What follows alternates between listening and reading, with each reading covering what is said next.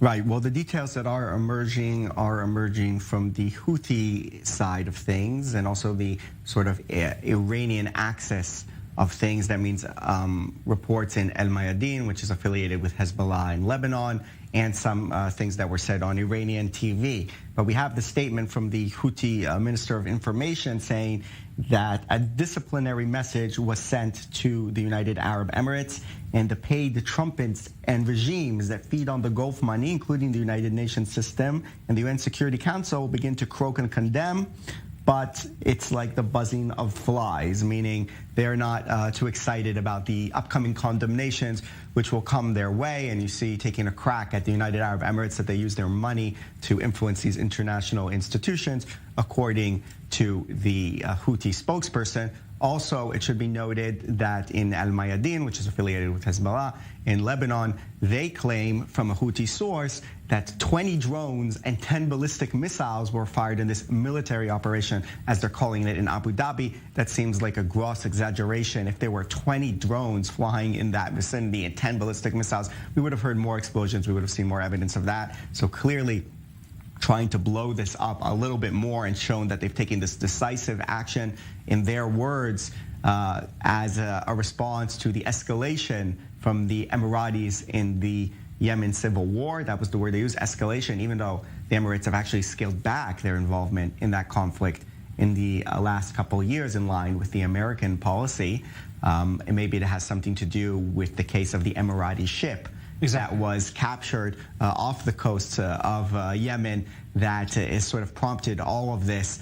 But we see how things are being declared on the side of the Houthis. And one last word, on the side of the Emirates, they're actually very much downplaying this. We've seen some of the news sites that are affiliated with Dubai and Abu Dhabi. They put in one item, basically just updating that this happened because they have to, because everyone's talking about it, and then proceed to talk about tourism in Dubai or Abu Dhabi or economy stuff, trying to keep this on a low burner and not make too big a deal out of it. Yes, and of course, another key player perhaps in this discussion is Saudi Arabia. How is Riyadh likely to respond to a large attack like this on a key ally like the UAE? Right, that's an excellent question, because it is Saudi Arabia who are leading this coalition versus the Houthis in Yemen. The United Arab Emirates would not be involved if not for Saudi Arabia, because these two countries are closely aligned. The Saudis for sure will use this opportunity to condemn the Houthis, to show that the Houthis engage in firing whatever drones or ballistic missiles on sovereign territory like a capital of the United Arab Emirates, Abu Dhabi, and to try to sort of garner the international support for the continuation of their campaign, which in the larger picture of the Yemeni civil war, it is the Saudis who are supporting the faction that are against the Iranian-backed Houthis. So they want to be able to have a certain amount of freedom of operation in Yemen because of the increasing condemnations against Saudi Arabia in recent years, that civilians are killed in Yemen, that there's a blockade in Yemen, that there's a humanitarian disaster in Yemen. If the Saudis can condemn the Houthis as much as possible, which they do at every opportunity, one must be said, when they fire into Saudi territory, not just against Emirati territory, then they do so in order to justify their campaign in Yemen, and they'll use this opportunity certainly in order to do that again. And of course, that's not even the first such attack by the Houthis on UAE territory. And the police in Abu Dhabi today saying the attack, describing the attack as minor. Are the Emirates trying to perhaps downplay the scale of this attack? What's the strategy here? Right, so for sure, the Emirates are trying to keep this on somewhat of a low burner after they had to suspend travel at the airport for a certain amount of time until they get the situation under control. And in the Emirates, it's all about business. It's about tourism. It's about their relations with all the countries, also in the Western world, but also everywhere else.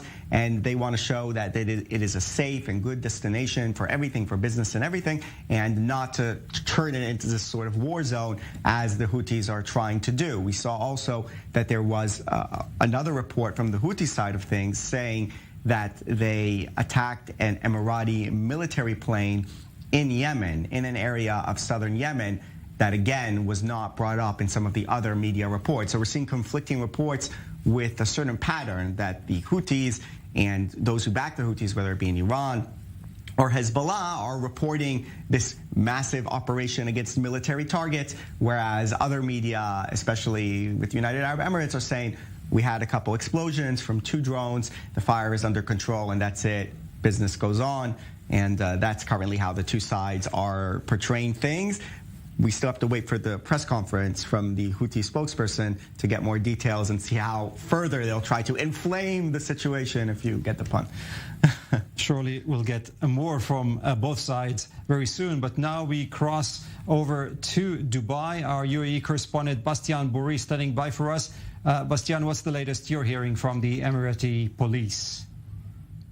So we know for sure that not only 1, but 2 separate fire incidents were reported in Abu Dhabi, the capital city of the country. It is very important to mention that fundamental data to remember. That is the absolute center of the political power here. It makes this alleged attack very symbolic and serious in a sense. So 2 fires possibly caused by drones. That's the statement made by the Abu Dhabi police, who adds that one of the fires caused an explosion in 3 fuel tankers that were at that time full of fuel, as you can imagine. And that another minor fire broke out in the new construction area of the Abu Dhabi International Airport, where by definition, as you can imagine, a lot of radars are installed. It is actually on radar screens that authorities say they have spotted the drones. And according to them, a preliminary investigation suggests that the flying objects fell in the 2 areas I mentioned just before the fires started, hence a possible causal relationship between these events. As a matter of fact, it's now 3 p.m. local time here in Dubai, and the fire has been put out now by competent authorities who've been immediately dispatched to the area. And what we know for sure is that there is no significant damages, but still the police have launched an investigation to ascertain the cause of the fires and the circumstances, and this is more important, that led to it, because the diplomatic and even geopolitical consequences could be much more serious than these incidents themselves. And Bastien, reports coming in at this very hour from the El Arabiya network of 3 people killed in this attack. Of course, that could have some major ramifications regarding the response, perhaps, of the UAE to this attack. But we'll get more from you later in the broadcast. Thank you, Bastien Borie, standing by for us in Dubai. Thanks to Alec, Pollard here in studio.